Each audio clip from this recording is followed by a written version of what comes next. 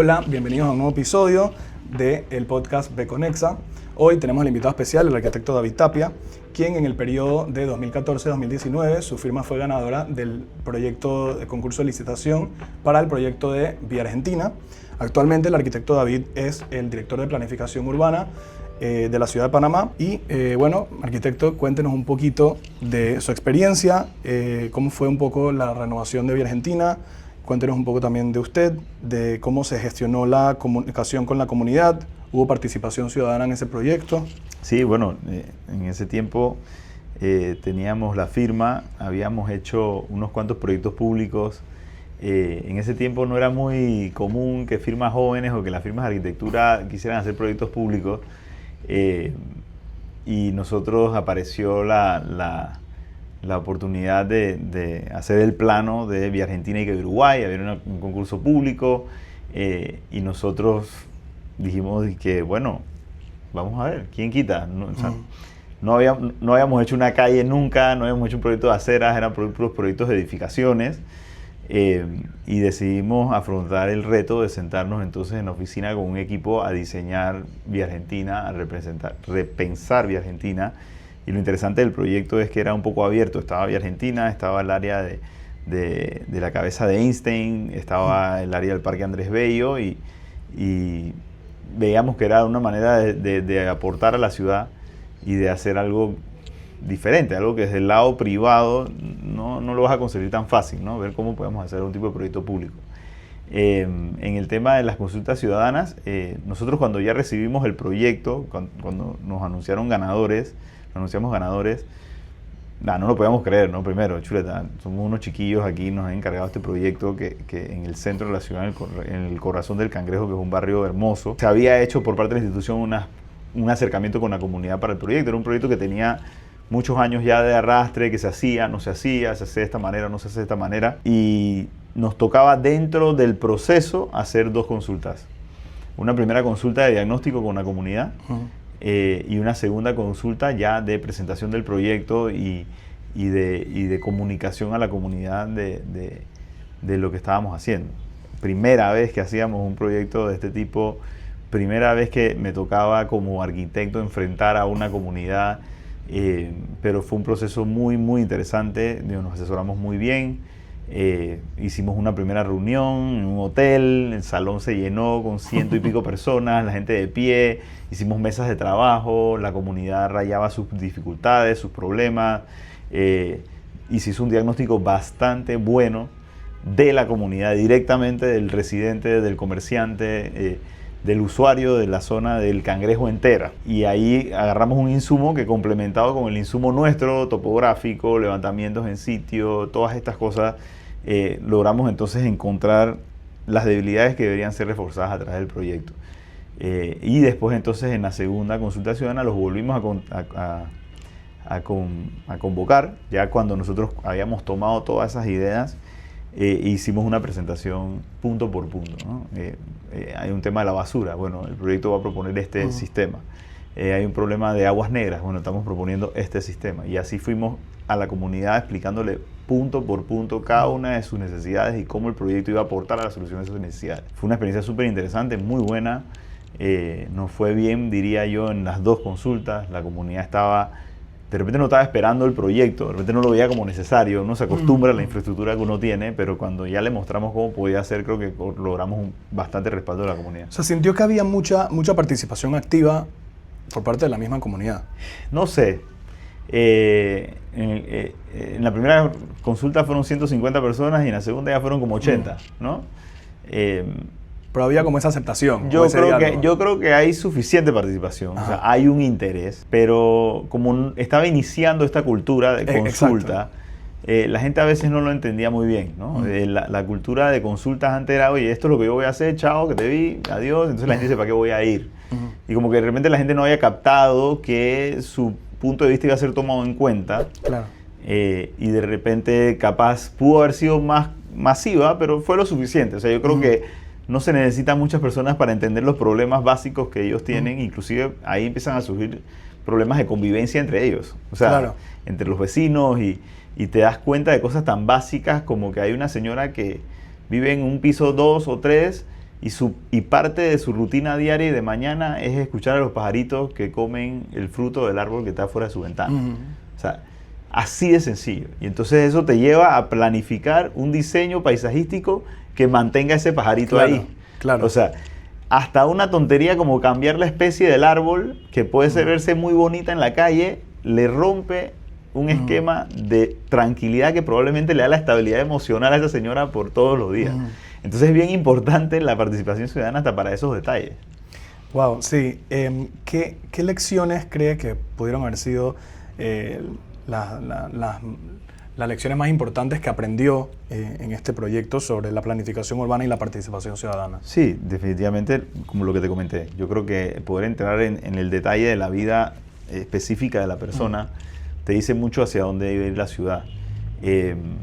Hay veces que son cosas importantes, a veces son cosas menos importantes para otros, pero digo, todas las voces tienen que ser escuchadas y lo difícil de todo esto es encontrar un punto medio, ¿no? Entonces, claro. Al final yo creo que una buena planificación urbana no tiene 100% contento a nadie. Todo el mundo sale un poquito de su zona de confort porque al final eso es vivir en comunidad. Sí. Si todo el mundo vive como le da la gana, nadie se hablaría. Es un proyecto que es para todos. Es un proyecto que es para todos.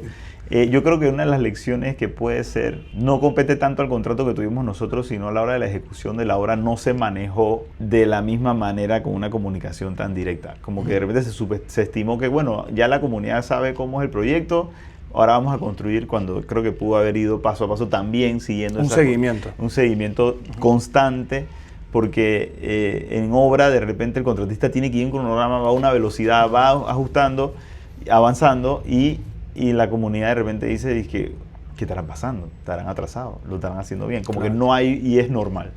Pero bueno, eso no estaba dentro de los contratos nuestros, nosotros solo hicimos los planos, las especificaciones y aprobamos, pero creo que en el tema de la consulta a veces omitimos que la consulta también hay que mantener una relación estrecha con los residentes. Sí sé que en algún momento el proyecto empezó a tener unas mesas de trabajo cada 15 días como para mantener actualizado a todos los actores de la zona, dando la información, pero como que esa información no permeaba, ¿sabe?, a la comunidad. De repente, y eso a veces trae problemas porque la gente cuando empieza a sentir incógnitas empieza a dudar, empieza a sentirse nervioso. ¿Cuándo voy a abrir mi negocio de nuevo?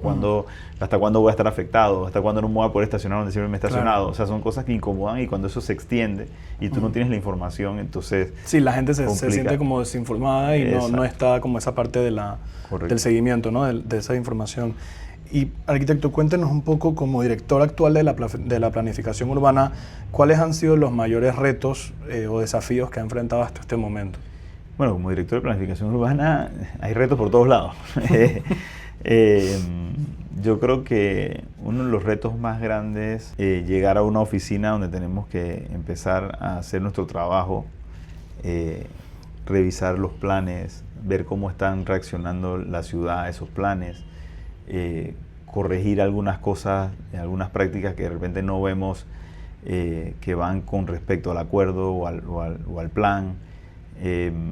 Y yo creo que el reto más grande en planificación urbana es conectar todos los actores reales de la ciudad. Y capaz lo vamos a hablar más adelante, pero una de las dificultades que tiene la ciudad de Panamá y todas las ciudades del país es que no somos descentralizadas del todo. No manejamos transporte, no manejamos agua, no manejamos saneamiento, no manejamos pluviales, no manejamos electricidad. Son cosas que se manejan fuera de la institución. Entonces, el reto más grande es planificar sin tener un control sobre estas infraestructuras y estas cosas que hacen que la ciudad es como el software del hardware que uno como planificador modela, ¿no? Y ese es el reto más grande de este puesto al final. Del tema de proyectos urbanos, de diseño y proyectos urbanos, de planes maestros para ciertas zonas, hay un poco más de libertad. Pero al final siempre volvemos a caer en lo mismo, ¿no? Tenemos un problema de infraestructura. Bueno, es que la infraestructura tenemos que entonces nosotros empezar a mediar, a ver cómo lo logramos. No es algo que podemos nosotros decir, hey, actúa. O sea, como podría hacer el presidente. Oye, hay una inundación. Mañana saca una licitación para arreglar ese problema. Nosotros no tenemos esa capacidad. Nosotros hay una inundación, queremos absorber el problema. Ok, buenas, MOB, tengo este problema. MOB dice que, hey, déjame ver cómo lo presupuesto. Y entonces se dilata la respuesta a la comunidad. Al final el alcalde y el director de planificación urbana y los directores de las diferentes direcciones de la alcaldía nos encontramos es con ese, porque lo mismo nos pasa con seguridad, lo mismo nos pasa con el habitante de calle. Sí, toca coordinar como con todos estos actores para que suceda una cosa pequeñita en un espacio que uno específico. Pensaría que uno pudiera actuar más Exacto. rápido. No manejamos el aseo, por ejemplo, de la ciudad y es difícil, ¿no? La comunidad Claro. cuando tiene un problema llama a su representante o llama a su alcalde, no llama al director de aseo o al presidente. Exacto. O sea, es una basura que está fuera de mi casa, como que no debería ser algo trabajado como a una escala tan grande, o sea, debería ser algo mucho más directo. Como uno de los ejemplos importantes que se está dando ahorita actualmente, tenemos el corregimiento de San Francisco y varios barrios dentro del mismo corregimiento. Y uno de ellos es el barrio de Paitilla, que tiene una identidad bastante consolidada, ha evolucionado con nuevos proyectos de infraestructura también. Y queremos entender un poco también cómo se estructuran dichos proyectos, dichos cambios también, ¿no? ¿Cuál ha sido la respuesta de la comunidad? Por ejemplo, está actualmente en Paitilla ya en proceso casi finalizado, ¿no? El proyecto de mejorar las aceras. ¿Cómo surge? ¿Cuándo surge? ¿Cuáles son los criterios de diseño? ¿Qué beneficios esperan lograr?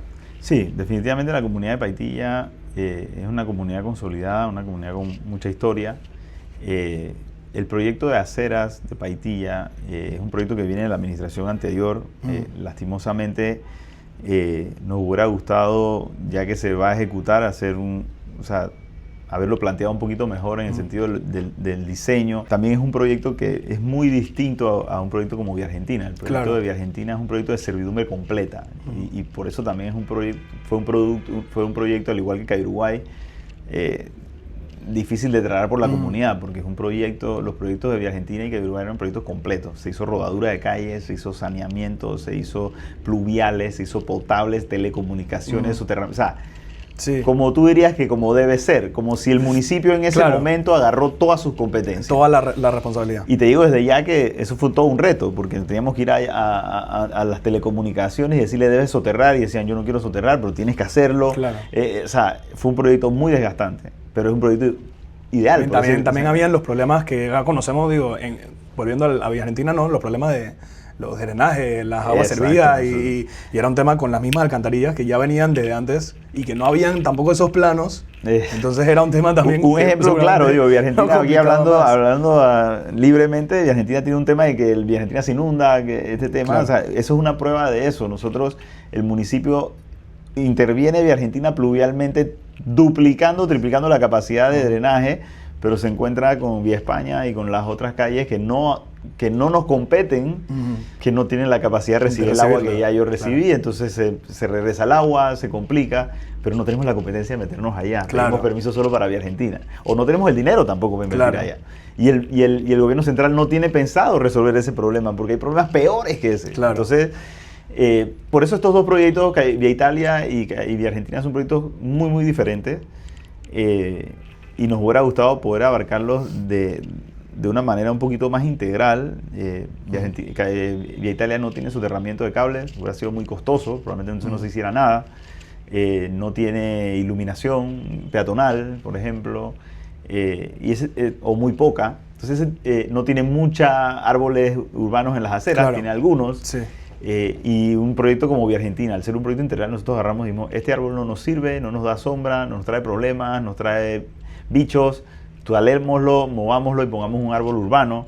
En Paitilla se dejaron los árboles que estaban, algunos que capaz más daño le van a hacer a la acera de la infraestructura que otros, pero no se tomó como una decisión seria de, ok, vamos a intervenir, vamos a hacerlo 100% bien. A mí me ha tocado heredar ese proyecto, hemos tratado de corregir ciertas cosas, mejorar lo que se puede, pero al final no es, o sea, claro. no es un proyecto, ya el pliego tiene ciertas características y ciertas limitaciones y bueno, al final lo que se quiere es una mejora. Claro. Y yo creo que al final el proyecto va a ser una mejora a lo que había, o sea, el barrio de Paitilla es un barrio donde se camina bastante, es un barrio céntrico, es un barrio que tiene una vocación urbana muy bonita, tiene el parque ahí cerca, y yo creo que el mejoramiento de aceras es básico. O sea, el parque también es un tema dentro del mismo barrio que yo sé que también es un trabajo que está en proceso, ¿no?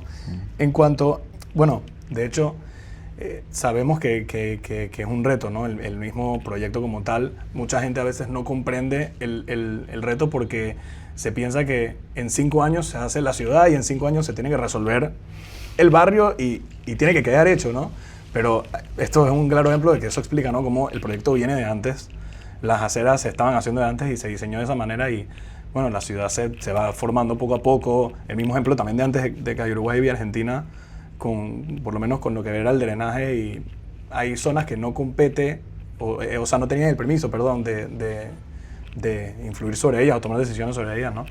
Entonces, digo, hay que también tomar eso en cuenta. Sí, las ciudades definitivamente, y eso es una de las cosas más frustrantes del trabajo nuestro cuando vamos a la comunidad, porque los cambios que nosotros hagamos se empezarán a ver los primeros ejercicios urbanos, los proyectos urbanos o edificaciones dentro de lotes privados dentro de 4 o 5 años,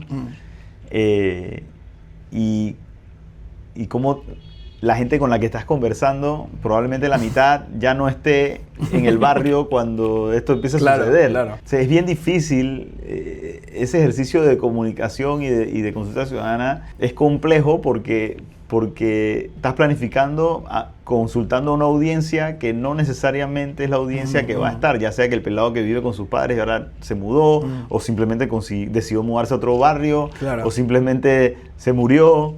Claro. O sea, es bien interesante. Entonces entras en temas. Yo le decía a la gente, si yo fuera una persona de 80, de 85 años, en el fondo puedo pensar a mí que me interesa una planificación urbana. A mí, yo realmente, mejor no haga nada. Esos son mis últimos años de vida. Quiero silencio, quiero paz, quiero tranquilidad. Claro. Y es validísimo. O sea, no puedo ni siquiera pensar en que oye, he equivocado a este tipo. No, esa es su opinión como residente de barrio en ese momento y es válido. O sea que yo creo que el tema de la planificación y la consulta ciudadana es súper interesante porque te da un pantallazo del que vive la ciudad día a día, pero cada quien al final tiene una manera diferente de vivir y cada quien tiene es súper interesante. A mí me gusta. Me encanta. No, sí, definitivamente es algo y hay que estar bien apasionado para poder manejarlo día a día. En cuanto a lo que es la propuesta del cambio de zonificación, que también es una de las propuestas que se usó para Paitilla, ha generado preocupaciones en la comunidad y bueno, queríamos saber un poco cómo se está gestionando esa transición, qué impacto se espera en el desarrollo del barrio. Mira, primero hay que entender un poquito de dónde viene todo. El plan de la ciudad empezó con un plan parcial para San Francisco, como una manera de hacer una especie de plan piloto. Esto fue hace un par de administraciones para ver cómo se puede planificar una zona especial. San Francisco es una zona en transición desde hace muchos años. Realmente había una necesidad de que tuviera su plan parcial, que pudiera manejar el volumen de gente que está entrando, el uso mixto que empieza a suceder orgánicamente. San Francisco pasó a ser centro de ciudad. Su San Francisco Centro con su retícula urbana es como un canvas muy bueno para ese crecimiento.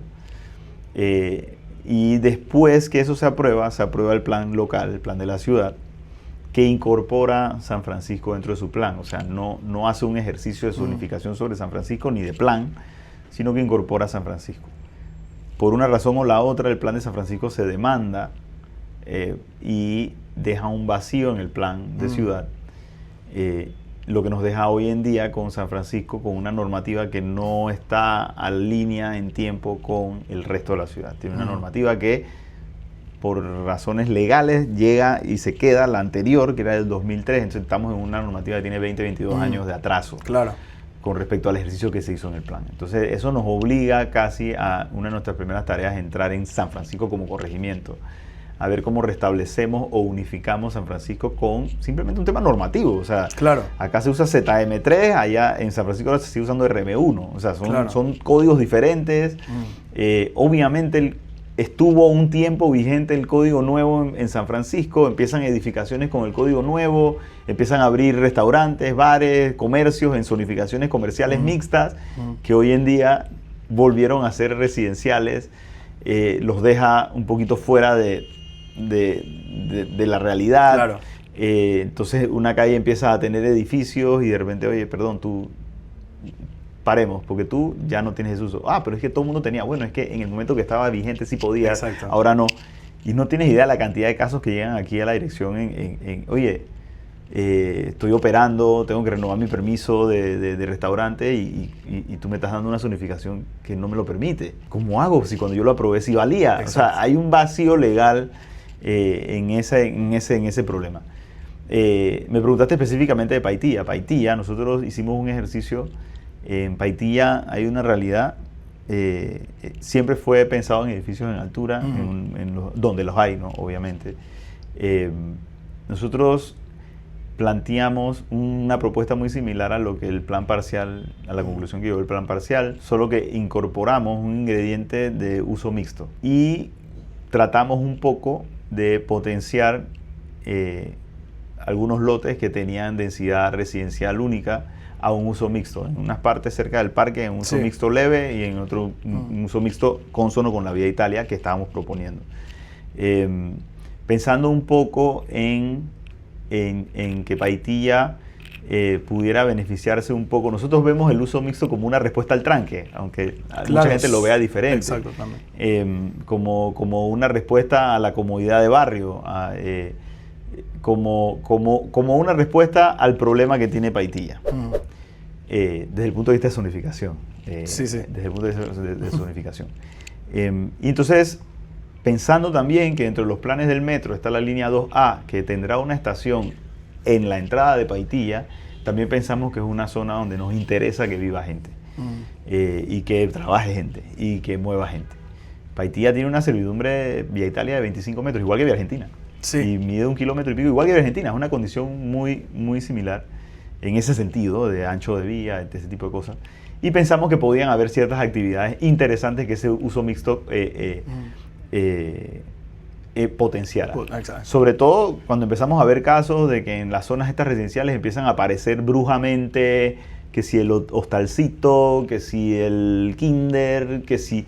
Y tú dices, bueno, ya hay una vocación de que estos terrenos se están quedando de cierta manera obsoletos. Y entonces lo que queremos es regular de cierta manera una zonificación que nosotros sentimos que es consona. Entonces, eso pasa en todo el barrio. Nosotros, no sé si lo vas a preguntar más adelante, nosotros hicimos dos consultas ciudadanas antes de la tercera, donde llamamos a votación, y ahí se vio en todos los barrios, inclusive Paitilla, nosotros llegábamos con propuestas, ideas, y nosotros hicimos adaptaciones con comentarios de las personas. Porque sentimos que es importante el input de ellos también. Claro. Así como recibimos input de las otras instituciones también, del IDAN, del MOB. Por eso digo, mi trabajo es un trabajo donde yo recibo información y tengo que procesarlo y llevarlo de la manera en que nosotros en verdad pensamos o visionamos la ciudad.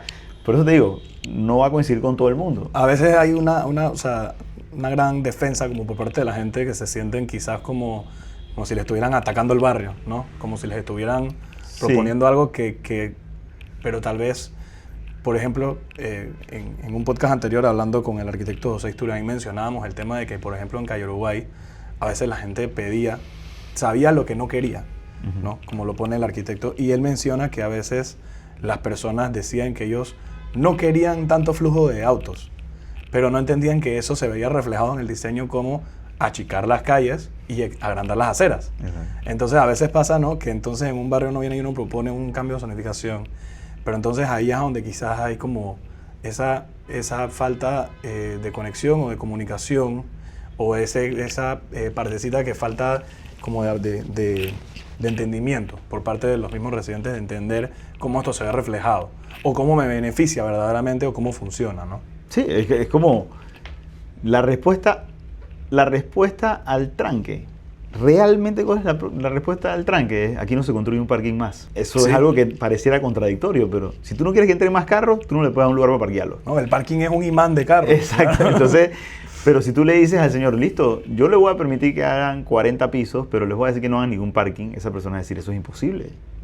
O sea, eso no puede pasar, eso me van a parquear los carros encima de la calle, de la acera, me lo van a trepar en el árbol, pero realmente la única solución para eso es es una solución así de drástica. Es como todo, como tú dices. O sea, si tú quieres que haya menos carros, bueno, tienes que reducir los carriles. Tú quieres que los carros no vayan rápido, bueno, tienes que reducir el ancho del carril.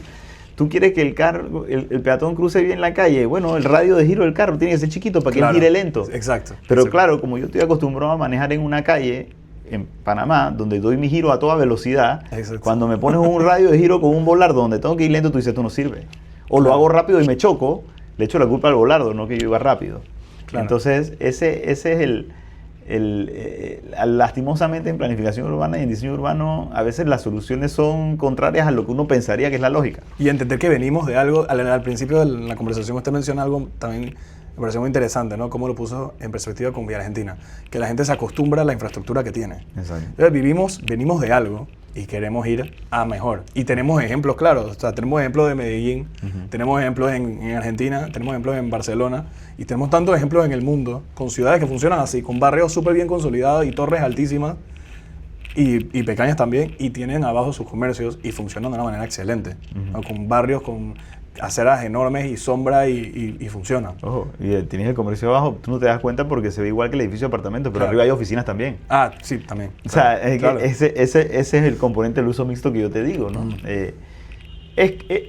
Mira, una vez decía, creo que el arquitecto Alejandro Lavena decía, no hay nada peor que contestar bien la pregunta equivocada, ¿no? Entonces, tú dices, ¿cuál es el tema de la gente que viene de Chorrera a Panamá todos los días a trabajar? ¿Cómo hace? La pregunta correcta es, ¿cómo hago que las personas vengan bien rápido o lo más eficiente a Panamá? Bueno, hay una respuesta a esa pregunta, pero si tú te preguntas, ¿cómo hago que más carros lleguen rápido a Panamá? Tú dices, oye, amplío las calles. Eso es lo peor del mundo. Claro. Estoy contestando bien la pregunta equivocada. A la ciudad no le interesa que entren más carros, le necesitan que entren personas. Exacto. Entonces, que si la ampliación de la autopista es la respuesta correcta, sí, a la pregunta de cómo meto más carros, pero no es la respuesta correcta a cómo meto más personas. Exacto. Entonces, eso es lo que hay que plantearse, ¿no? Cuando uno hace este tipo de intervenciones urbanas y planificación y zonificación o zonas especiales, es qué queremos en verdad y estar seguros que la pregunta que nos estamos haciendo es la pregunta correcta. Exacto. De hecho, bueno, queríamos preguntarle también en cuanto a estos proyectos en Paitilla con el cambio de zonificación, en San Francisco con toda la reestructuración, si se están considerando nuevos mecanismos o estrategias para mejorar esa comunicación con la comunidad. No, sí, definitivamente. Nosotros somos totalmente abiertos con la información que recibimos, o sea, con lo que estamos planteando. Y si vamos a donde las comunidades con una propuesta es porque sentimos que es un aporte que queremos hacer buscando el bien. O sea, aquí hay que entender algo. Yo no conocía al alcalde, ni a nadie de sus amigos, ni a nadie conocido. Yo conocí al alcalde 3 semanas antes de entrar al puesto y el alcalde me ha manifestado que él no tiene ningún compromiso y yo no tengo ningún compromiso. O sea, cuando yo voy y por eso la opinión de la comunidad yo la recibo, porque es verdad, a mí me toca entrar. Ese es mi trabajo, llegar al punto. Yo creo que la mejora que nos llevamos de esta experiencia un poco es, al tener un plan anterior San Francisco que había sido consultado, de repente manejamos el plan completamente a nivel de corregimiento y no hicimos reuniones específicas por barrio. Como que asumimos que cada barrio iba a hablar en la reunión global, que de hecho se hacía, pero el residente tiene problemas o situaciones que son mucho más íntimas que el corregimiento. Sí. Y yo creo que... A veces la gente piensa también que a mí de qué me sirve. Entiendo que sea el corregimiento, pero a mí qué me importa el barrio de allá, sino yo estoy aquí. Exacto. La gente no lo ve como algo global. No debería importar, pero si es normal. Por eso te digo, es muy individual la manera como piensan las personas. Claro. Por más que estén agrupadas en grupos, es muy individual. Pero a veces esas cosas no nos damos cuenta que de repente, al ser masivo, hay barrios que están intimidados por esto y no participan. ¿Me explico? A veces uno va a San Francisco, te pongo el ejemplo, va a estas cosas masivas y no hay nadie de Boca la Caja. Claro. ¿No? Y en la reunión última que tuvimos había un señor de Boca la Caja, pero era el único, ¿no? O no va nadie de Carrasquilla. O alguien que de repente siente que no va a ser escuchado. o de repente viene alguien de otro corregimiento que entonces acapara la reunión. Entonces, claro. yo creo que la experiencia principal que nos llevamos es ese contacto directo con el barrio, no con el corregimiento. Y definitivamente eso va a mejorar, o sea, eso es algo que vamos a cambiar. Definitivamente yo creo que eso es importante. Bueno, y para sintetizar un poco y concluir, queremos reflexionar un poco con el tema de cómo podemos fortalecer la relación entre gobierno, arquitecto, urbanista y todos los actores, ¿no? Con los ciudadanos para lograr unas ciudades mejor planificadas. Sí, definitivamente el reto más grande que tenemos, y ya lo he conversado con el alcalde, es que tenemos que tener, ya que nosotros no manejamos un tema tan importante como las inversiones en de la infraestructura de nuestra ciudad, esa comunicación tiene que fortalecerse y estamos trabajando ya en un par de meses en eso, hacerle entender tanto a los empresarios como a los residentes como al gobierno central que nosotros somos la autoridad urbanística, el alcalde es la autoridad urbanística de la ciudad de Panamá, que las cosas que suceden en la ciudad las tenemos que ver nosotros, que el desarrollador trabaje con nosotros en la dirección que la ciudad quiere ir. Nosotros nos toca organizar esto o incentivar esto o llevarlo de la mano con los residentes, comerciantes, usuarios y con los inversionistas para tener algo que funcione. Claro. Yo creo que ahí pecamos un poco de que la ciudad de repente todavía algunos piensan que es el que corta la grama, el que siembra los árboles, el que pone las plantitas. Ya somos una autoridad urbanística. Yo creo que ya es el momento de que nosotros debemos participar del transporte público, por lo menos a nivel de juntas directivas, de mi bus, del Metro de Panamá, qué está pasando con el agua, qué está pasando, o sea, ese tipo de cosas. Yo creo que ese es el reto más grande, pero es que hacia allá tiene que ir, si no, claro, no avanzamos. O sea, el gobierno central, la industria comercial, inmobiliaria, las comunidades tienen que saber que nosotros estamos para hacerlos trabajar juntos. A mí, ¿qué me sirve una ciudad donde el inversionista no pueda invertir? A mí, ¿qué me sirve una ciudad donde el residente no pueda vivir? Exactamente. O sea, y nosotros somos la ciudad, y la ciudad más grande de Panamá, y la mejor ciudad de la región. O sea, aquí viene gente a trabajar, a vivir. O sea, la gente va a venir, quieras o no. Planifiques o no planifiques, la gente va a vivir aquí. Es un problema grave. Entonces, si nosotros como el gobierno central no empezamos a articular inversiones, proyectos y planes para albergar a esas personas aquí, nos vamos a llenar de barreras de invasión, nos vamos a llenar de expansión urbana absurda. Sí. Y ya pasa, ya está pasando. Ya pasa. Entonces yo creo que en resumen es eso. Yo creo que nuestra tarea es más allá de como que encaminar la manera de trabajo a usar la alcaldía como lo que es, como la autoridad urbanística de la ciudad. Una última pregunta. ¿Qué recomendación clave se le puede dar a los urbanistas, a arquitectos, sobre cómo mejorar la conexión con la comunidad en futuros proyectos? Y adicionalmente también, ¿qué recomendación le puede dar a la comunidad y a los ciudadanos para mejorar su participación ciudadana y sentirse escuchados en la toma de decisiones de estos proyectos? De vuelta, nosotros tenemos una oficina que mi plan es de puertas abiertas. Tú llegas hasta aquí, la puerta está abierta, y la puerta abierta y tú puedes ver a la gente trabajando, y si miras bien ves hasta mi oficina.